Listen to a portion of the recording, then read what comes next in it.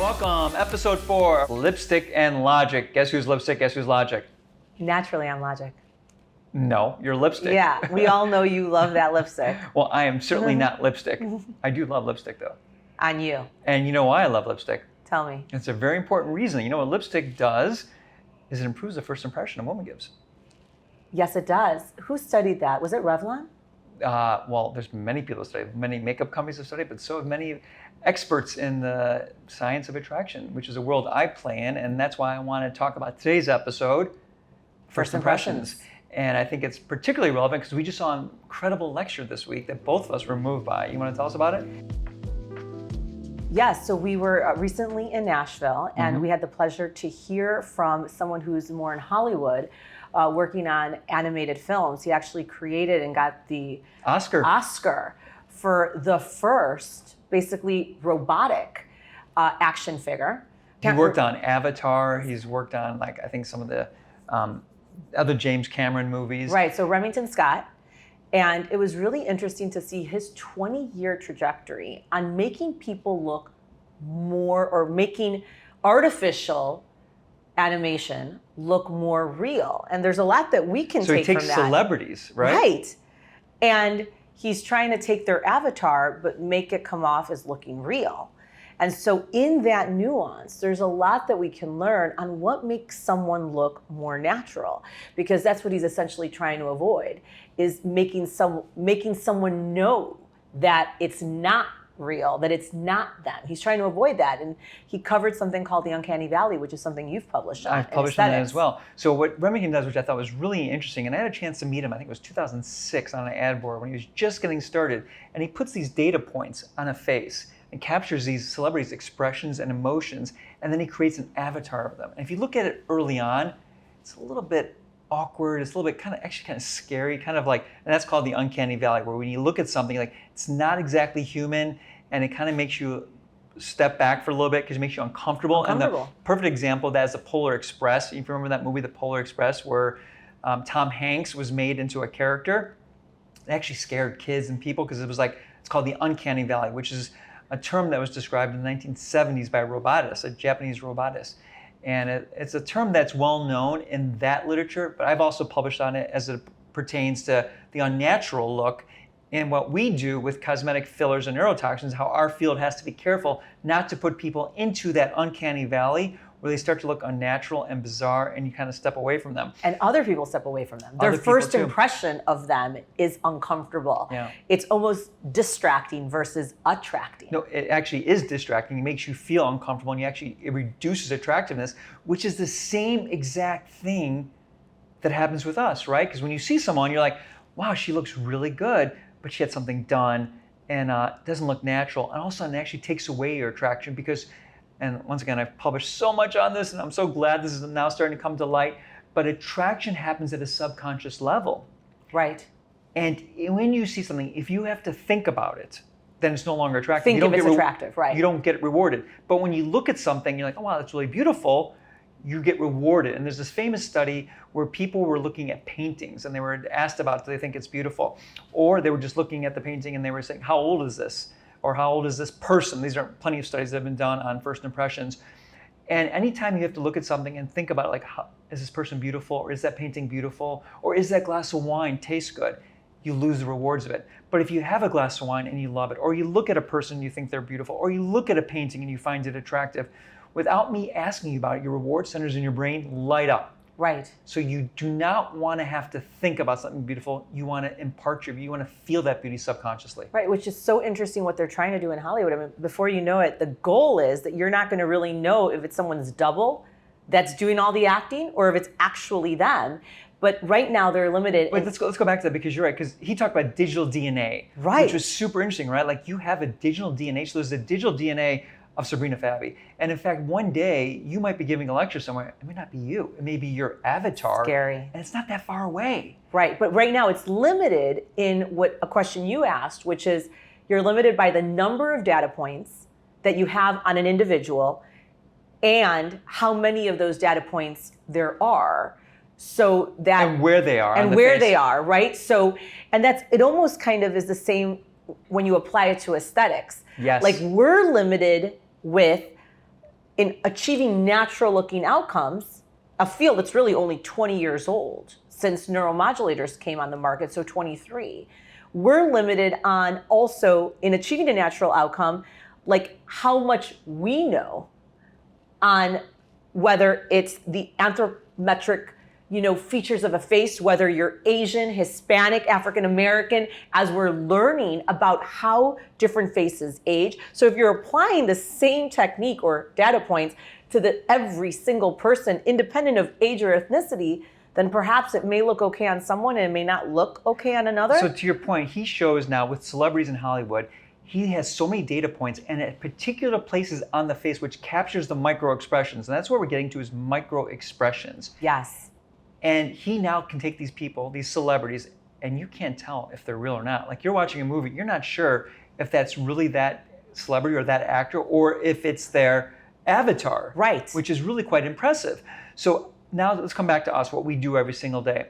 When we put in fillers and toxins or do surgery, in the past, we were making these grandiose movements and people looked unnatural. We knew something was there. But if we capture the exact part of the face which controls the micro expressions, then we can make people look instantly more attractive and we can do it subconsciously so you don't know they had to change. So where are those micro expressions? We need to teach that. And we haven't done that. As aesthetic physicians in an aesthetic field, where we failed is that we have not yet taught the next generation how to treat someone by influencing the micro expressions to make them look more attractive, but not take away what's natural about them. Or what Ava Shambam talks about, which is signature feature. So we're gonna bump up the jewels right now. And let's take it to something else that you've also published on, which is when one casts a first impression, where the eye goes to. Okay, so in my opinion, and I've been eye tracking studies, I mean, there are eye gazing studies that have proven this. Within how quickly does one make that impression? Within 100 milliseconds, okay. You know if something's natural, you know if something's an avatar, you know if something's creepy. In a movie, you know if it's really Angelina Jolie or it's not. It's so incredible how great humans are at discerning natural, also discerning beauty. Now, beauty in my definition is a sign of fertility. I know people may argue with me on that, but I think from a biological perspective, beauty means healthy and well, good genes. Right. And it's a form of communication. It's how animals, it's how plants, it's how humans evaluate each other on first impression. And it's processed in the amygdala, the most primitive parts of your brain. Yes. So I strongly believe that there's no better discernment that humans can make of another than their beauty and their risk of danger. Like, is that person a threat to me, or is that person someone that is fertile, healthy, and well, and I'm attracted to them? So that's what we're detecting in first impressions. First impressions, which is done. How quickly is that first impression? 100 made? milliseconds. 100 milliseconds. Okay. And where does your eye go to in order to make that evaluation? Because it's a very small amount of time. I promise I won't leave you hanging. Okay. But this is called observer-reported outcomes, and I'm convinced that this is the future of aesthetic medicine. Yes. It's not about how you look in a 2D picture. It's about what other people perceive of you who don't know who you are. Like, how old is she? Is she attractive? And you know that we did that in our study with XOMB. We did a study, right. And we've done it in other studies. We were the first to actually evaluate if you do injectable fillers by some world-renowned experts and you send it out to over 2,300 lay people in different parts of the world, are they reported as natural looking? But before we get there, tell us more. So natural is important for attractiveness. Without natural, you can't be attractive. And that's the first impression you pick up. So observer report outcomes, which I first time published in 2004. That's a long time ago, because I'm strongly believing in this fact that observer reported outcomes are really important. So where's the first place you look? Where do you think it is? You think you know the answer. Yes, the eyes. First place we look is the eyes. Now, why do we look at the eyes first? Because you get the most amount of information from another person by looking at their eyes. And in particular, you can see their pupils. Now, humans are the only primates with white sclera. And because they have white sclera, the white of the eyes, you can see the pupils when they dilate, you can see when they constrict. When you're attracted to someone, and this is more so for females than males, when you're attracted to someone, your pupils dilate up to 8%. I don't see your pupils dilated. Well, you can't see it as much. Now, because I got brown eyes. Now, if you have blue eyes... Hazel, I'm still questioning this right now. Yeah, Hazel. Mm-hmm. Blue eyes, you can see that pupil dilating even more so. And it's one of the reasons why in our attractiveness studies, blue eyes rate more attractive than brown eyes because you can see the pupils dilating. So women's pupils will dilate when they're attracted to something, and even when they see a baby. So even if they want to buy something, they may look at something that their pupils will dilate a little bit. It's a very interesting concept. And so that signals to the observer that they're more attractive? You will find them more attractive if they have dilated pupils. Now, there are some people who walk around with dilated pupils. They naturally have large pupils. They're considered more attractive. And there's celebrities in Hollywood, you'll see them like that. Like Sydney, I forget the beautiful girl. She's got naturally dilated pupils, Mira Sorvino. You're going to see some of these people over the years that they have highly dilated pupils. And there's people who walk into my office, they have dilated pupils. So I'm like, wow, God gave you that. Right. You're lucky to have that. Right, because aesthetic procedures cannot do that right now. In the medieval times, people used to put in scopolamine. You know what that is, right? Yeah. Anticholinergic, drop into their eyes. And now, why are the eyes so important? Because you can detect if someone's a threat. The first thing you look at is this person a threat? So you look at their eyes first, and you can tell, is this person a threat or are they safe? And so eyes are important to be inviting, to be attractive, to project fertility, health, and wellness. And that's where you look first, no matter Where's what. the second place? Second place you look. Now, we're talking about the face. Yeah, okay? the eye I'm going to get studies. to the body first, Yes. but we're talking about the face because we studied the faces a lot in our studies. Right. The face, you look at the nose. Now, everyone thinks it's the mouth. Well, I look at the mouth second. If you ask people to say, I look at the mouth, most commonly look at the nose. Unless someone's got a scar or a distracting feature on the face, you look there first. Okay. Why do you look at the nose second? Because the nose defines symmetry. The more symmetric a face is, the more healthy a face is. It means parasite-free. And you look there secondly. Now, you don't realize you look at the nose because you scan it so quickly within less than a second. As you work your way down to the? Well, then you look at the mouth on the face. Now, I think this is important because it informs why certain procedures are more popular. Yes. When people come into the office. So when people are perseverating on, I look so tired, I want to do something for my under eyes. Or for you as a rhinoplasty surgeon, people wanting to do something for their nose. Or why is it that the lips are the first area people want to come back and get refilled before their chin, jawline, or cheeks? It's biologically imprinted. Yes. It's not because it's you. It's not because your under eyes are that hollow, or because your nose is that big, or because your lips are that small and they really need a touch up. It's because that's where your eye goes. We're talking about 250,000 years of evolutionary biology that we can't just change in the last 20 years. Right, and so just think of that the next time. It's not you going crazy, right? It's just where your eye goes. And it may be that you really need something somewhere else and not continue to perseverate in those areas. Because it's interesting, those are the areas that sometimes result in this uncanny valley, whether it's too much neuromodulator around the eyes, that when you smile, you miss the expression. You can tell the person looks a little peculiar, or whether it's too much filler under the eye, and now you look puffy and blue, or whether it's too much filler in your lip, and now it looks like a rubber tube that really can't constrict completely or wrap its lip around a straw because it's so stretched out. So but here's the problem: is patients and injectors too. Injectors who aren't informed, who aren't educated on this, think, oh, I need to fill in that hollow of the eyes. Not recognizing when you fill the hollow in the eyes, you make the eyes smaller, the person becomes unattractive. When you make the nose too thin, it doesn't look healthy or natural. When the lips are too big, you've taken away what you're trying to recreate is this sense of fertility. Now, back to all the things we do in the face is to draw attention to the eyes. It's the most important part of the face. So when I do a nose, I have to make it symmetric and blend into the face. Now, the person or the injector may focus on the nose, or they may focus on the lips. But the reality is you're trying to direct attention to the eyes. But I want to go back to the lips because you mentioned the lips, and that's also very important, especially for women more so than men, because lips indicate fertility. And of course, your lipstick, so you must know this, but lips indicate fertility. And the larger the lips and the more red the lips are, the more that's associated with youth and healthiness and wellness and ovulation. Because when you ovulate, your lips swell ever so slightly and they get injected. They get a little more congested with blood because you have a little more greater blood flow to the lips, so they swell up a little bit. It's so subtle. My eye can detect it, as can anyone else's eye, but you don't realize it. So this is important because perhaps the reason why my 80 or 90-year-old grandma was still wearing lipstick, obviously not fertile, but some patients always come to me and they're like, when am I going to stop seeing you? Like, Yeah. I'm going to reach an age where I don't care, right? I'm like, girl, Nope. my 100-year-old grandma was still putting on lipstick before she went out the house, right? So like, it's something we all want to look as good as we can for our God-given age, right? But it's interesting to bring that because lipstick is the most popular cosmetic for women for the longest period of time. They start at like 13 or 14 and they will go till 90. And women will tell you this one thing they won't abandon is lipstick. Even during times of depression, when their economy went down, lipstick sales went up. And that's, again, you're trying to almost mimic that biological cue of like microvessel dilatation. Now, along those lines, because we've been talking about doing stuff makes you look unnatural, sometimes not doing certain things can also make you look unnatural. And this is the case with What the do you mean? lips. So like, let's say I have had patients that are so scared of doing their lips because they're aware that it's in the middle of their face. It's like the area that's going to be detected quickly if it's not done properly. So they'll be okay with doing their cheeks, their jawline, their chin, their neuromodulator.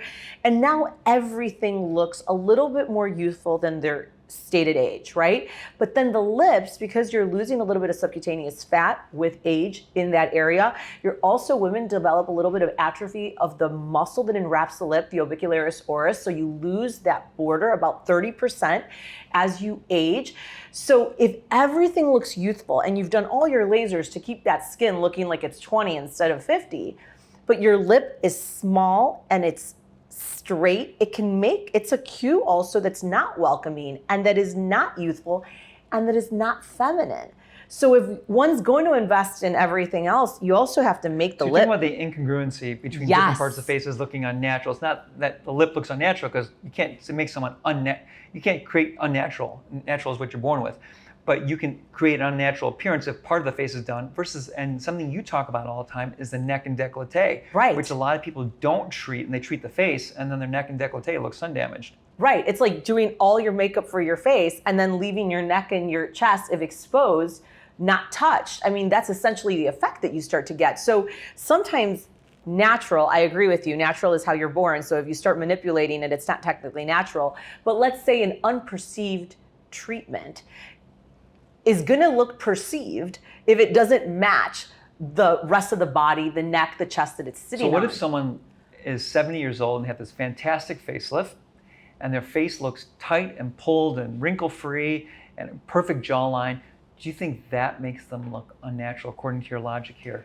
It depends how big the incongruence or discrepancy is, right? If you're talking about, someone who hasn't gone out in the sun and the quality of their skin, like it's, as long as, I always explain this to my patient, as long as all the tissues look like they are the same age, then you can't spot the incongruence. But if you're completely pulled back, but your skin is covered with static wrinkles, deep wrinkles around the mouth, and a bunch of brown spots, there's an incongruence that, okay, you have a snatched jawline from the facelift, you don't have jowls or a double chin anymore, but something's off. Right? And the unknowing observer picks up on it. And the unknowing observer. But people tend to perseverate on whatever they look at in the mirror all the time, and they don't maybe care. Right. So with that, now we are at doctor's orders. So with all you've published on, your over 23 years of publishing on first impressions, trying to keep the face looking natural, what do you recommend? What are your takeaways? It's a good question because it's less is more. You have to put product in the right place in the right amount, but you have to know what makes a face beautiful and why. And we don't teach that. And this is where I'm struggling with this current state of affairs in aesthetic medicine, is that inject more, put it here, put it there, put these many units, put these many vials. And these volume. many points, like the data points that Kennington talked about. You have to know where to put it, like a little bit of the corner of the mouth. If I raise the corner of the mouth just half a millimeter, you will pick up on it and think that person is friendly or happier. Same thing with the eyes. It's not a lot. It's small changes that can improve the first impression you project. It's not grandiose changes. And that's where we went off. And that's why we have this uncanny valley, unnaturalness. And I think that is what is hurting the aesthetic field right now. The PR of the aesthetic field is suffering because we have too many people who look too overdone from being injected by those who don't really know how to make a face look beautiful and why. I say number 2 doctor's orders is that these products last longer than we think. Yes. right? And so you do not have to get your lips injected every year just because the study that got it a 1-year approval only lasted 1 year. That means that there was still an effect maybe at a year, which means that there was still product there at a year. So you don't have to keep adding more product. I find at certain areas, if you've like injected under the eyes, like at least 2 times, there's probably stuff there for good. Right? I mean, I've seen product there 15 years later. So it's going to someone who's going to be honest enough with you to tell you that and be like, that's not really where you need it. You need it maybe somewhere else. Do you think if they inject less at the time, the volume's less, there's less chance of it lasting longer? Well, we know that, right? Just like with neuromodulators, greater dose equals greater longevity. We've seen that. So I believe with fillers, right? Like the greater the dose, the greater of amount or volume injected in one area, not the whole face, but like in one area, the longer lasting the effect. Okay, so I'm gonna go for the third point here. And that's there's this constant commotion now in the literature and on social media and TVs about filler fatigue or fears of fillers. And I'm gonna call hogwash on that. I think that is just misinformation made up, and that the reason why I say that is because when it's done well, you can't tell it was done, and that fillers can do fantastic work. It really helps a lot of people look more youthful. It helps in so many different ways to brighten a face, but it can improve your skin quality too, guys. Yes, because it's got biosymmetry effects. Even the HAs, the hyaluronics, have biosymmetry effects that we don't talk about, but you and I have published on also. But a little bit in the right places really makes people look great. Fillers are here to stay. And I believe with the GLP patients coming, because a lot of GLP patients, their faces are thinning out. And I think that fillers can be a fantastic adjunct and a fantastic therapy for their faces to look more youthful. As youthful as their body. There you have it, guys. Yeah. So, first impressions. It's all about first impressions. Now, you don't get a second chance to make a first impression. I love it. Bye. Bye.